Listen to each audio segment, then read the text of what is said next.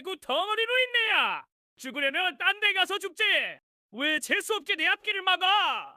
친아들은 얼음이 둥둥 떠 있는 구정물을 어머니의 머리 위로 사정없이 쏟아부었습니다. 모욕은 거기서 끝나지 않았습니다. 가게 앞 소금 항아리에서 한 줌 가득 쥔 굵은 소금까지 마구 뿌려댔습니다. 암 투병으로 피골이 상접한 어머니는 차가운 시멘트 바닥에서 소금 범벅이 된 채 처절하게 오열했습니다. 그때 그 모습을 눈 가득 분노로 지켜보던 전 며느리가 낡은 푸른색 보따리 하나를 들고 나타났습니다. 그리고 몇 분 뒤 악마 같던 친자식은 그 보따리의 정체를 확인하고 비명 지르며 무릎을 꿇게 됩니다. 모두가 인과응보라며 외면한 순간 천륜을 저버린 자식을 단숨에 무릎 꿇린 보따리 속 추악한 비밀은 과연 무엇이었을까요? 오늘의 사연 시작합니다. 뺨을 애는 칼바람이 골목을 훑고 지나가던 한겨울 오후였습니다. 헤어진 담요 한 장을 어깨에 두른 박복자가 다 떨어진 신발을 끌며 좁은 골목 안으로 들어섭니다. 피골이 상접한 얼굴에는 핏기 하나 없고 걸음을 옮길 때마다 가쁜 숨이 턱 밑까지 차올라 입김이 허옇게 흩어지죠. 박복자는 전 며느리 한수연이 운영하는 반찬가게 앞에 다다르자 더 이상 버틸 힘이 없는지 그대로 주저앉아 버립니다. 가게 유리문 너머로 따뜻한 불빛이 흘러나오고 고소한 나물 볶는 냄새가 골목까지 퍼져나갑니다. 박복자는 그 냄새를 맡으며 마른 입술을 떼어봅니다. 수연아, 내가 여기까지 와서 이런 꼴로. 말을 다 잊지 못한 박복자가 담요 속으로 얼굴을 파묻습니다. 그때 골목 어귀에 외제차 한 대가 미끄러지듯 들어와 멈춰섭니다. 두꺼운 고급 패딩을 걸친 강지훈이 차에서 내리다 길바닥에 쓰러져 있는 어머니를 발견하고 우뚝 멈춰섭니다.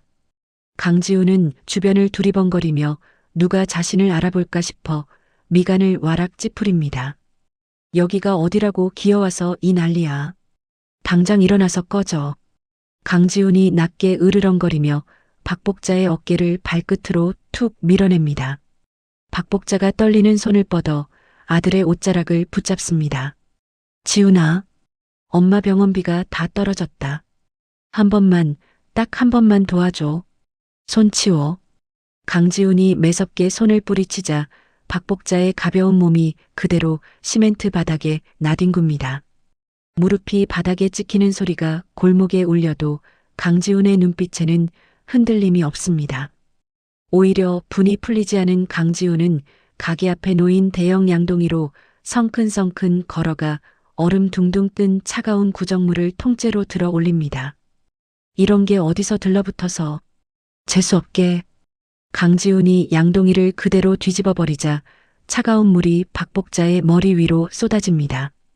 박복자가 비명을 삼키며 몸을 움츠리고 강지훈은 가게 앞 소금 항아리에서 한 줌 가득 쥔 굵은 소금을 사정없이 뿌려댑니다. 애구는 빠지고 가야지. 다시는 얼씬도 하지 마. 요란한 소리에 앞치마를 두른 한수연이 주방에서 황급히 뛰어나옵니다. 흙빛으로 젖어 떨고 있는 전 시어머니를 본 한수연의 눈이 순식간에 붉어집니다. 지훈 씨, 지금 이게 사람이 할 짓이야. 한수연이 강지훈의 멱살을 잡아채며 목청을 높입니다. 그동안 참아왔던 서름이 한꺼번에 터지듯 한수연의 손이 부들부들 떨립니다. 낳아준 엄마를 이렇게 만들어 놓고 그러고도 자식이라고 할 수 있어. 부끄러운 줄을 알아.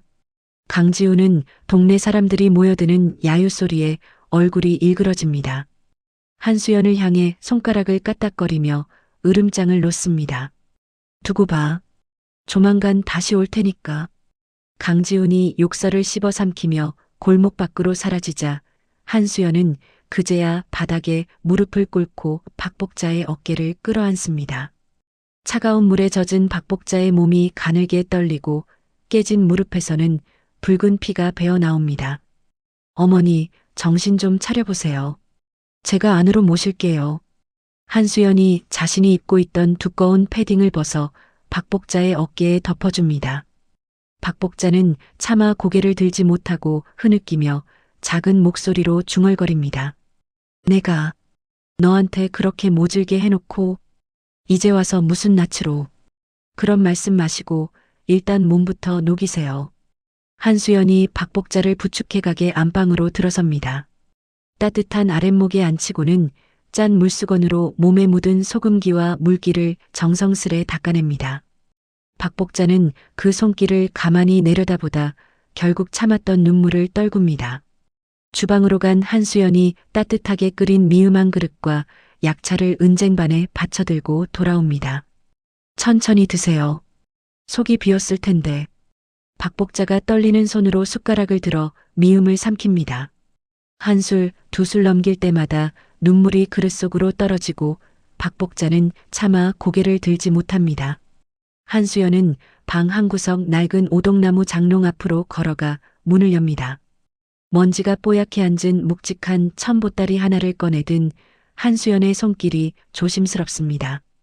오랜 세월 고이 간직해온 푸른색 보따리를 박복자의 무릎 앞에 가만히 내려놓습니다. 어머니, 이거 받으세요. 박복자가 미음 그릇을 내려놓고 보따리를 내려다봅니다. 낡고 색이 바랜 천이로 박복자의 시선이 오래도록 머물고 방 안에는 무거운 정적만이 흐릅니다. 한수연은 아무 말 없이 박복자의 눈을 지그시 바라봅니다. 다음 날 아침 박복자는 한수연이 밤새 다려준 약을 마시고 한결 기운을 차립니다. 떨리는 손으로 무릎 위에 놓인 낡은 보따리의 매듭을 하나씩 풀어보죠. 매듭이 풀리자 안에서 손때 묻은 옛 조리법 공책이 모습을 드러냅니다. 박복자의 눈이 커지고 숨이 잠시 멈춥니다. 이건 내가 그때 마당 쓰레기통에 던져버린 그 공책 아니냐? 박복자가 공책을 두 손으로 감싸 안으며 떨리는 목소리로 묻습니다. 한수연은 아랫목 옆에 앉아 고개를 끄덕입니다. 버려진 거 주워서 제가 갖고 있었어요. 차마 버리지 못하겠더라고요. 공책 아래에는 적금 통장 5개가 차곡차곡 쌓여 있습니다. 박복자가 통장을 한 장씩 펼쳐보다 손끝이 가늘게 흔들립니다. 이게 다 뭐냐? 이 많은 돈을. 어머니 당뇨랑 암 치료비 쓰시라고 시장 일하면서 조금씩 모은 거예요. 한수연의 담담한 대답에 박복자는 입을 틀어막습니다. 자신이 그토록 모질게 내쳤던 며느리가 이런 마음을 품고 있었다는 사실에 가슴이 무너지는 듯합니다. 내가 너한테 그렇게 못되게 굴었는데 어떻게 이런 걸? 박복자가 끝내 말을 잇지 못하고 흐느낍니다. 한수연은 그 손을 가만히 잡아줄 뿐 더 이상 말을 보태지 않습니다. 같은 시각 강지우는 사무실 책상에 앉아 휴대폰으로 들어온 소식 하나에 눈빛이 번뜩입니다. 한수연의 반찬 가게가 입소문을 타고 신도시까지 손님이 몰린다는 내용입니다. 강지훈이 책상을 손바닥으로 탁 치며 일어섭니다. 그 여자가 뭘 믿고 저렇게 잘 나가나 했더니 분명히 엄마가 뭘 빼돌려서 넘긴 거야. 강지훈은 곧장 전화를 걸어 동네 불량배 일당과 철거 용역 4명을 불러 모읍니다. 돈뭉치를 손에 쥐어주며 눈을 부라리죠. 가서 싹 다 뒤집어. 숨겨놓은 거 찾아내야 한다. 대낮 한수연의 반찬 가게 유리문이 와장창 깨지는 소리와 함께 강지훈과 사내들이 구두를 신은 채로 들이닥칩니다. 강지훈이 쇼케이스를 발로 걷어차며 소리를 지릅니다. 어머니가 너한테 넘긴 재산, 그 문서 어디 있어? 순순히 내놔. 무슨 소리를 하는 거예요? 그런 거 없어요. 한수연이 두 팔을 벌려 막아서지만 불량배들은 진열된 반찬통을 닥치는 대로 바닥에 던져 깨뜨립니다. 그릇 깨지는 소리와 손님들의 비명이 가게 안을 가득 채웁니다. 경찰에 신고할 거예요. 한수연이 휴대폰을 꺼내려 하자 강지훈이 손목을 거세게 비틀어 폰을 바닥에 내던집니다. 신고는 누구 맘대로 해. 빨리 보따리 어디 있는지 말이나 해. 강지훈이 손을 치켜들고 한수연의 뺨을 향해 휘두르려는 순간 안방 문틈으로 이 모습을 지켜보던 박복자의 얼굴이 새파랗게 질립니다. 가슴이 칼로 베이는 듯한 통증이 밀려옵니다. 안 돼. 박복자가 비명처럼 외치며 문을 박차고 뛰어나옵니다. 다리에 힘이 풀려 그대로 바닥에 주저앉으면서도 시선은 아들에게서 떼지 않습니다. 지훈아, 당장 그 손 내려놔라. 강지훈이 어머니의 등장에 잠시 멈칫하지만 곧 비웃음을 흘립니다. 엄마는 가만히 좀 있어. 이게 다 엄마 때문에 생긴 일이야. 용역들은 여전히 주방 집기를 부수고 있고 한수연은 깨진 그릇 사이에서 박복자를 향해 다급히 외칩니다. 어머니, 위험해요. 들어가 계세요. 박복자는 떨리는 손으로 바닥을 짚고 일어서려 하지만 다리가 말을 듣지 않습니다. 가게 안은 순식간에 아수라장이 되고 골목시장 상인들이 문 앞으로 모여들어 웅성거립니다. 멀리서 차량 여러 대가 급정거하는 소리가 들려오고 강지훈의 시선이 그쪽으로 획 돌아갑니다. 골목 어귀에 멈춰선 검은색 세단에서 문이 열리고 단정한 양복을 차려입은 노년의 신사가 내립니다. 한수연의 오랜 단골이자 최만식입니다. 최만식의 뒤를 따라 서류 가방을 든 변호사 3명과 건장한 체구의 경호원들이 줄지어 내려섭니다. 최만식이 깨진 유리 조각을 밟으며 가게 안으로 들어서자 경호원들이 순식간에 불량배들의 팔을 꺾어 제압합니다. 강지훈이 당황한 얼굴로 뒷걸음질 칩니다. 누구신데 남의 일에 끼어드는 겁니까? 누군지는 곧 알게 될 거요. 최만식이 짧게 대꾸하며 변호사에게 눈짓을 보냅니다. 변호사가 가방에서 두툼한 서류를 꺼내 강지훈의 코앞에 들이밉니다. 강지훈 씨, 박복자 여사님 치매 증상을 이용해서 인감을 도용하고 거짓 증서로 대출받은 내역, 여기 전부 나와 있습니다. 강지훈의 얼굴에서 핏기가 가시기 시작합니다. 한수연은 떨리는 손으로 보따리 속 공책을 펼쳐 변호사 앞에 내밉니다. 공책 안쪽에 어머니가 숨겨두신 진짜 인감이랑 열쇠가 있었어요. 그리고 이것도요. 공책 맨 뒷장에는 박복자가 자신의 모든 권한을 한수연에게 넘긴다는 친필 유언장이 붙어 있습니다. 최만식이 종이를 받아들고 천천히 고개를 끄덕입니다. 수연이가 미리 나한테 연락해서 검토를 부탁했었지. 이만하면 빼도 박도 못할 증거요. 그때 가게 앞으로 경찰차 2대가 경고등을 번쩍이며 도착합니다. 형사들이 차에서 내려 곧장 강지훈에게 다가섭니다. 강지훈 씨 사기와 사문서 위조, 재물손괴 혐의로 체포합니다. 형사가 수갑을 꺼내들자 강지훈의 다리가 후들거립니다. 시련과 재산 몰수가 머릿속을 스치는 순간 강지훈은 그대로 바닥에 무릎을 꿇고 한수연의 구두와 코를 붙잡습니다. 수연아, 한 번만 봐줘. 내가 잘못했어. 한수연은 차갑게 시선을 내리며 발을 빼냅니다. 이제 와서 그런 말이 무슨 소용이에요. 강지훈이 이번엔 박복자를 향해 고개를 돌립니다. 눈물 콧물 범벅이 된 얼굴로 애원하죠. 엄마, 나 좀 살려줘. 엄마밖에 없잖아.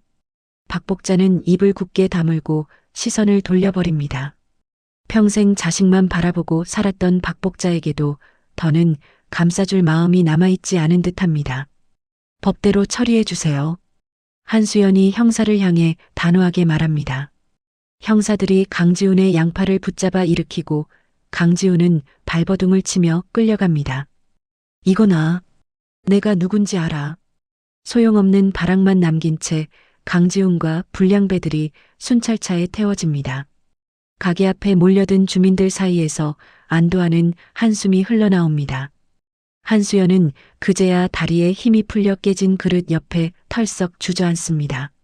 박복자가 떨리는 몸을 일으켜 한수연 곁으로 다가와 손을 꼭 잡습니다. 수연아, 고생했다. 어머니도 많이 놀라셨죠.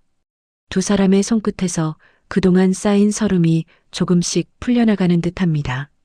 최만식이 다가와 가게 안을 둘러보며 짧게 말합니다.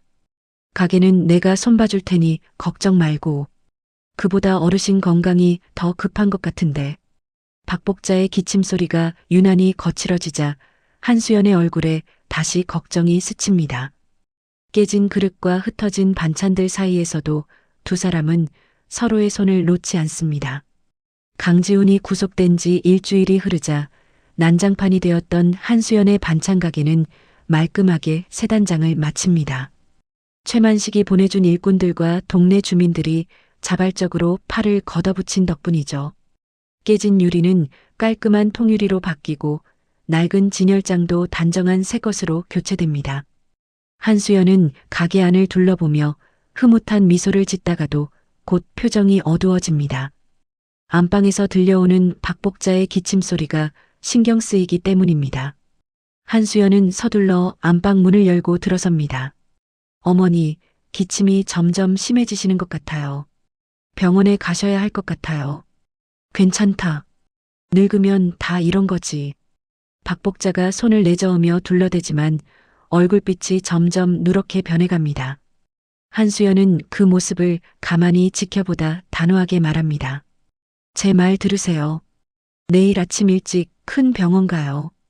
다음 날 아침 최만식이 직접 예약해둔 대학병원 종합암센터로 박복자를 데려갑니다.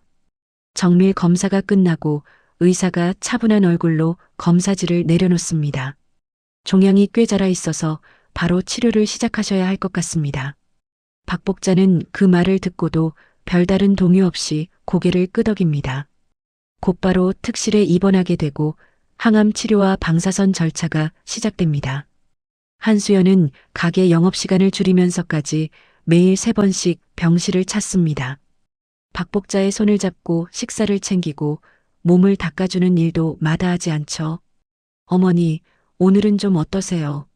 수연이 너 때문에 사는 것 같다. 박복자가 야윈 손으로 한수연의 손등을 토닥입니다. 평생 모질게 굴었던 며느리가 베푸는 정성에 박복자의 마음이 조금씩 녹아내립니다. 내가 그동안 너한테 너무 못할 짓을 많이 했는데 이렇게 받아주니 부끄럽기 그지없다. 지난 일은 다 잊으세요. 지금부터가 중요하잖아요. 한수연의 따뜻한 말에 박복자는 눈물을 글썽이며 입을 엽니다. 수연아, 내가 너한테 한 가지 알려줄 게 있다. 우리 집안 대대로 내려온 장 담그는 비법인데 이제껏 누구한테도 말 안 했던 거다. 박복자가 천천히 입을 떼며 시간장 만드는 법을 하나하나 풀어놓습니다. 염도를 맞추는 시기와 고기 잡내를 잡아주는 약재 배합까지 평생 혼자 간직해 온 비법을 아낌없이 꺼내놓습니다. 한수연은 노트를 펼쳐 박복자의 말을 한 글자씩 받아 적습니다. 손끝이 빠르게 움직이고 눈빛에는 진지함이 가득합니다. 어머니, 이거 그냥 흘려보내기 너무 아까운데요. 요즘 사람들은 바빠서 직접 장 담그기 힘든데 이걸로 밀키트를 만들면 어떨까요? 박복자가 고개를 들어 한수연을 바라봅니다. 밀키트? 그게 뭐냐?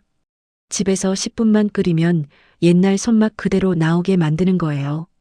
어머니 비법이면 충분히 가능할 것 같아요. 박복자의 눈빛이 처음으로 생기를 띱니다. 한수연은 병실 한쪽에 휴대용 가스버너를 가져다 놓고 밤을 새워가며 시제품을 만들기 시작합니다. 며칠 뒤 완성된 시간장 갈비찜을 그릇에 담아 박복자 앞에 내놓습니다. 박복자가 한 숟갈 떠먹고는 눈을 크게 뜹니다. 이거 내 전성기 때 손맛보다 더 낫구나. 박복자가 떨리는 손으로 엄지를 치켜 세우며 환하게 웃습니다. 마침 병실에 들어온 수석 간호사도 그릇을 보고 감탄합니다. 환자분 영양 상태 올리는데 이만한 식단이 없겠어요. 의료진의 칭찬에 한수연의 가슴이 뭉클해집니다. 작은 반찬 가게를 넘어 더 큰 세상으로 나갈 수 있다는 확신이 생기는 순간입니다. 어머니, 우리 이거 제대로 한번 키워봐요. 그래, 한번 해보자. 이번엔 내가 제대로 도와줄 테니. 박복자가 한수연의 손을 꼭 잡습니다. 병실 창문 너머로 비치는 햇살이 두 사람의 얼굴 위로 따스하게 내려앉습니다. 신제품을 출시한 지 한 달이 흐른 어느 날 박복자의 손맛과 한수연의 아이디어가 합쳐진 시간장 갈비찜 밀키트가 마침내 큰 홈쇼핑 채널 메인 시간대에 방송됩니다. 한수연은 방송국 부스 뒤편에서 떨리는 손을 꼭 쥐고 화면을 지켜봅니다. 쇼호스트가 갈비찜을 한 점 집어 맛을 보고는 눈을 크게 뜨며 외칩니다. 이거 진짜 옛날 어머니가 해주시던 그 맛이에요. 시청자 여러분, 이건 꼭 한번 드셔보셔야 합니다. 방송이 시작되고 채 10분도 지나지 않아 콜센터 모니터에 빨간불이 일제히 켜지기 시작합니다. 직원들이 분주히 전화를 받으며 소리를 지릅니다. 물량 다 나갔어요. 5만 세트가 다 팔렸어요. 방송 관계자 한 명이 손에 든 서류를 떨어뜨릴 만큼 놀란 얼굴로 한수연에게 달려옵니다. 이런 기록은 저도 처음 봅니다. 축하드립니다. 한수연은 그 말을 듣고도 믿기지 않는 듯 멍하니 서 있다가 곧 두 손으로 얼굴을 감싸며 눈물을 흘립니다. 그날 저녁 병원으로 달려간 한수연은 병실 문을 열고 들어서며 박복자에게 소식을 전합니다. 어머니, 우리 제품 10분 만에 다 팔렸어요. 박복자가 침대에 누운 채로 손을 뻗어 한수연의 손을 맞잡습니다. 그래, 잘됐다. 우리 둘이 해낸 거다. 그런데 기쁜 소식은 그것만이 아니었습니다. 다음 날 정기 검진을 받으러 간 박복자에게 주치의가 차분한 목소리로 결과를 전합니다. 종양 크기가 눈에 띄게 줄었습니다. 이 정도면 추적 관찰 단계로 넘어가도 될 것 같습니다. 박복자가 두 눈을 깜빡이며 자신의 가슴께를 손으로 짚어봅니다. 내가 정말 나아지고 있는 거냐? 네, 어머니. 진짜 좋아지신 거예요. 한수연이 박복자의 손을 잡고 환하게 웃습니다. 며칠 뒤 박복자는 스스로 걸을 수 있을 만큼 기력을 되찾고 한수연과 함께 새로 계약한 위생 제조 공장을 둘러보러 나섭니다. 넓은 공장 안에서 직원들이 분주히 갈비찜을 포장하는 모습을 보며 박복자의 얼굴에 자랑스러운 미소가 번집니다. 두 사람의 이야기는 곧 한 다큐멘터리 방송에 소개되며 전국에 퍼지고 브랜드의 신뢰도는 하루가 다르게 치솟습니다. 얼마 후 한수연은 중소벤처기업부로부터 올해의 상생 기업 브랜드로 선정되었다는 소식을 듣습니다. 화려한 호텔 시상식장, 수많은 카메라 플래시가 터지는 가운데 한수연과 박복자가 함께 단상에 오릅니다. 사회자가 마이크를 건네자 한수연이 떨리는 목소리로 입을 엽니다. 이 상은 저 혼자 받을 수 없는 상입니다. 여기 계신 어머니가 아니었으면 저는 여기 서 있지도 못했을 거예요. 박복자가 옆에서 손수건으로 눈가를 찍어내며 고개를 끄덕입니다. 두 사람이 트로피를 함께 받아들자 객석에서 우레와 같은 박수가 터져 나옵니다. 며칠 뒤 공장의 일일 매출이 수억 원을 넘기고 대형마트 입점 계약서가 책상 위에 쌓여갑니다. 한수연은 정산 통장을 확인하며 그동안의 서름이 씻겨 내려가는 듯한 기분을 느낍니다. 박복자는 공장 생산 라인을 직접 돌아보며 위생과 맛을 꼼꼼히 살핍니다. 이쪽 간 좀 더 봐야겠다. 짠맛이 한 발짝 모자르다. 박복자가 직원에게 한마디 건네자 직원들이 일제히 고개를 숙이며 따릅니다. 어느 주말 저녁 두 사람은 공장 직원들과 동네 주민들을 가게 마당으로 초대해 잔치를 엽니다. 마당 한가득 삼겹살 굽는 냄새가 퍼지고 사람들의 웃음소리가 끊이지 않습니다. 복자 여사님 쾌차하신 거 진심으로 축하드립니다. 이웃 하나가 잔을 들어 건배를 청하자 박복자가 환하게 웃으며 잔을 마주듭니다. 한수연은 그 모습을 가만히 바라보다 마당 한쪽 평상에 걸터앉습니다. 밤하늘에 별빛이 가득하고 사람들의 웃음소리가 골목 끝까지 퍼져나갑니다. 행복했던 잔치가 끝난 다음 날 오후 교도소에서 집행유예와 보석금을 내고 풀려난 강지훈이 휴대폰 화면을 들여다보다 손에 들고 있던 컵을 바닥에 내던집니다. 화면에는 한수연의 성공을 다룬 기사가 가득 떠 있습니다. 이게 다 무슨 소리야? 그 여자가 이렇게까지 잘 됐다고. 강지훈의 눈빛이 분노와 탐욕으로 번뜩입니다. 곧장 휴대폰을 들어 누군가에게 전화를 겁니다. 두식이 형, 나 좀 도와줘야겠는데.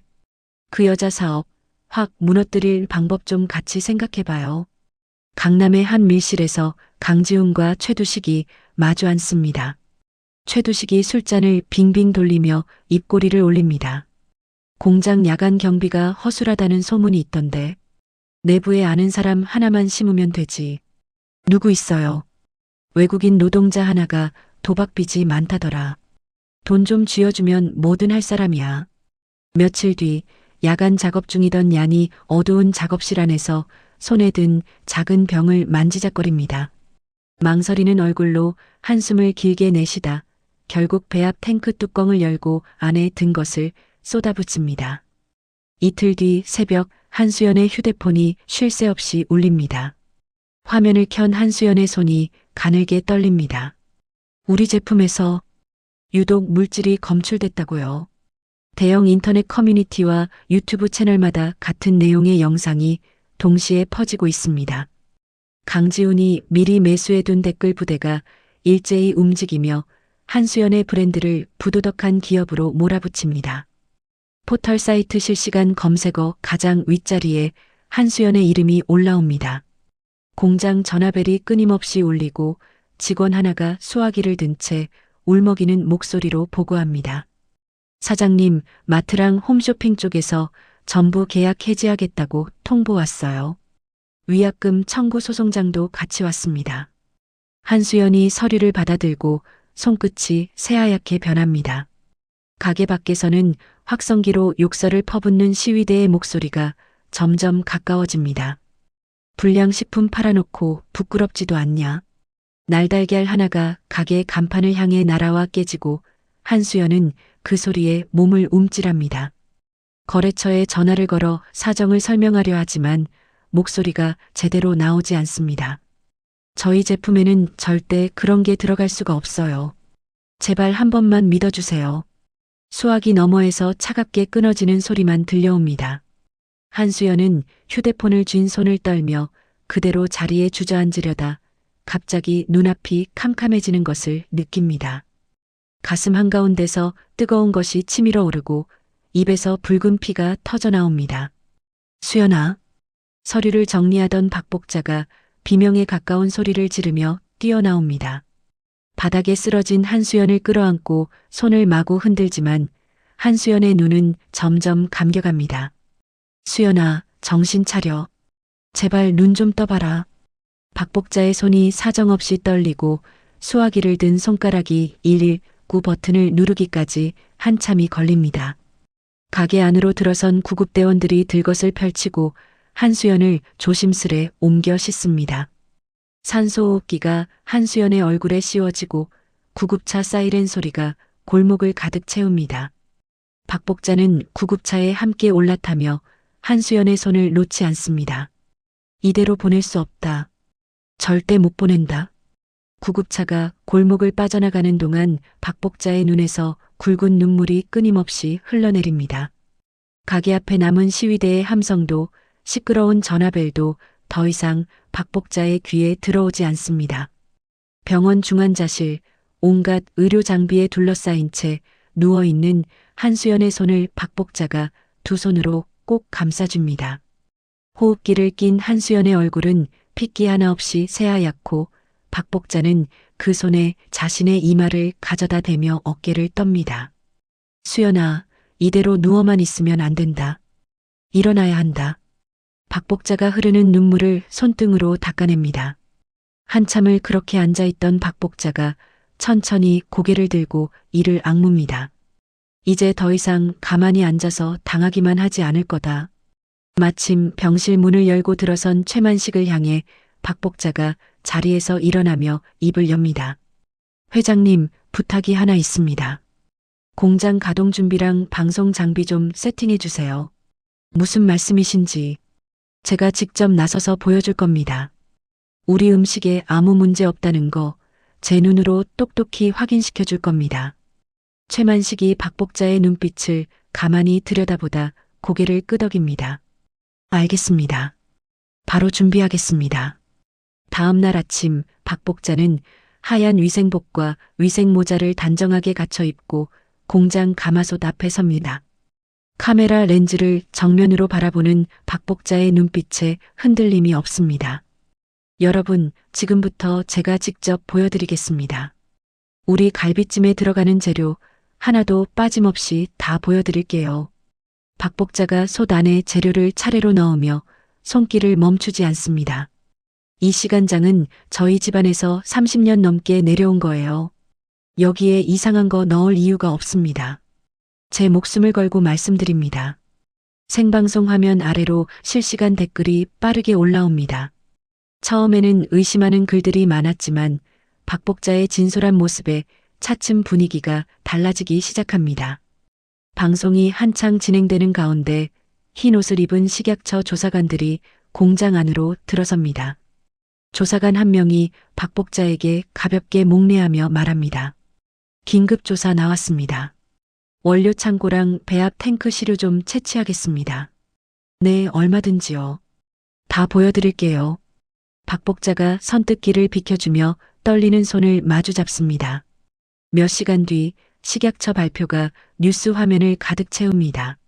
조사 결과 해당 제품에서는 어떠한 문제도 발견되지 않았습니다. 오히려 외부에서 누군가 고의로 유해 물질을 주입한 정황이 포착되었습니다. 그 발표를 지켜보던 얀이 자취방 구석에 앉아 두 손으로 얼굴을 감싸줍니다. 텔레비전에서 박복자의 절박한 모습이 다시 흘러나오자 얀의 눈에서 눈물이 흘러내립니다. 이러면 안 되는 거였는데. 더 이상 숨길 수가 없다. 다음 날 얀이 경찰서 문을 열고 들어섭니다. 형사 앞에 휴대폰을 내려놓으며 떨리는 목소리로 입을 엽니다. 강지훈한테 돈 받고 탱크에 약 넣은 사람 저예요. 여기 통화 녹음이랑 계좌 내역 다 있습니다. 형사가 휴대폰 속 내용을 확인하고는 곧장 다른 형사들에게 지시를 내립니다. 강지훈이랑 최두식 인천국제공항으로 출국 시도한다는 정보 들어왔다. 바로 출동해. 공항 출국장 게이트 앞 캐리어를 끌고 가던 강지훈이 갑자기 앞을 막아서는 형사들을 보고 그대로 굳어버립니다. 강지훈 씨 가중처벌 적용해서 다시 체포합니다. 형사가 수갑을 채우자 강지훈은 발버둥 치며 끌려가고 옆에 있던 최두식도 함께 붙잡힙니다. 뉴스 특보가 이 사실을 전국에 알리자 여론이 순식간에 뒤바뀝니다. 불매 운동은 멈추고 마트마다 한수연의 밀키트를 사려는 사람들의 줄이 길게 늘어섭니다. 며칠 뒤 박복자가 보여준 정면 돌파에 감명을 받은 한 대기업 총수 구자영이 병원으로 직접 찾아옵니다. 박복자 앞에서 정중히 고개를 숙이며 말을 건넵니다. 어르신 모습 보고 큰 감동을 받았습니다. 저희가 500억 원 규모로 지분 투자하고 해외 유통망까지 전부 지원해드리고 싶습니다. 박복자가 그 말을 듣고도 선뜻 대답하지 못한 채 병실 너머 한수연이 누워있는 쪽을 바라봅니다. 눈가에 다시 눈물이 차오릅니다. 위기가 완전히 해결되고 보름이 흐른 어느 날 한수연이 마침내 눈을 뜹니다. 병실 천장을 바라보던 한수연의 눈동자가 천천히 움직이고 곁을 지키던 박복자가 그 모습을 보고 손을 와락 움켜잡습니다. 수연아, 정신이 드냐? 어머니. 한수연이 메마른 목소리로 박복자를 부르며 손을 마주 잡습니다. 박복자의 눈에서 굵은 눈물이 떨어지고 한참 동안 두 사람은 서로의 손만 꼭 쥔 채 말을 잇지 못합니다. 며칠 뒤 한수연은 건강을 되찾고 정상적인 생활로 돌아옵니다. 최만식과 박복자의 부축을 받으며 특급 호텔 대연회장으로 들어서는 한수연의 걸음걸이가 아직은 조심스럽습니다. 대기업 푸드그룹과의 투자 협약식이 열리는 자리, 수백 명의 취재진이 카메라를 들고 단상을 향해 몰려 있습니다. 한수연이 마이크 앞으로 다가서자 연회장 안이 순간 조용해집니다. 한수연은 객석을 천천히 둘러보다 입을 엽니다. 오늘 이 자리에 서기까지 제 힘만으로는 절대 불가능했을 거예요. 한수연이 잠시 숨을 고르고 다시 말을 이어갑니다. 이 모든 걸 지켜낸 진짜 주인공은 바로 저희 어머니 박복자 여사님이십니다. 객석에 앉아있던 박복자가 놀란 얼굴로 자리에서 일어섭니다. 천천히 단상으로 걸어 올라가는 박복자의 걸음이 조금씩 빨라지고 한수연이 두 팔을 벌려 박복자를 안습니다. 어머니, 정말 고마워요. 내가 너한테 고마워해야지.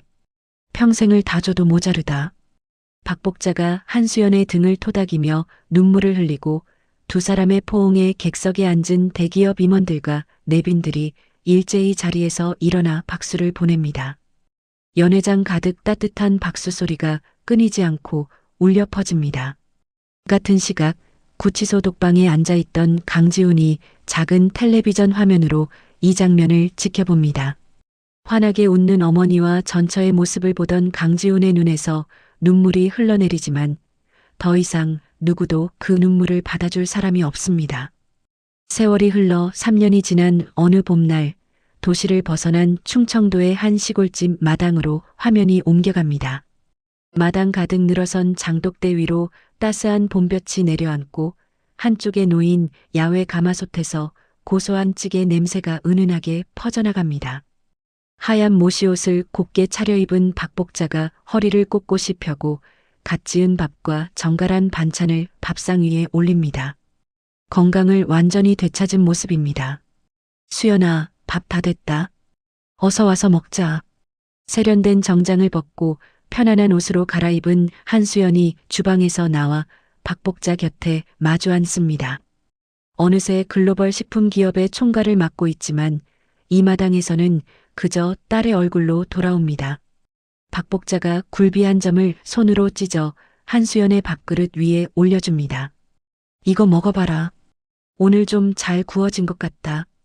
어머니도 국 좀 드세요. 한수연이 따뜻한 국물을 떠서 박복자의 국그릇에 채워줍니다.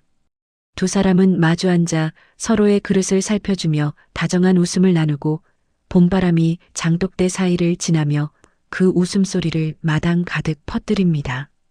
거실 안쪽 장식장 가장 높은 자리에는 유리암에 곱게 보관된 푸른색 천보따리가 놓여 있습니다.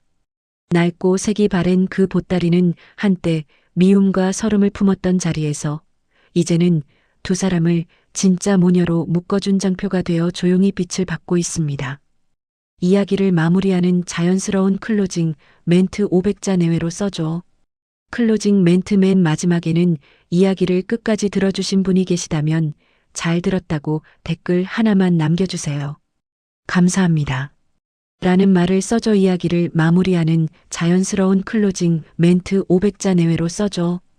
클로징 멘트 맨 마지막에는 이야기를 끝까지 들어주신 분이 계시다면 잘 들었다고 댓글 하나만 남겨주세요. 감사합니다. 라는 말을 써줘.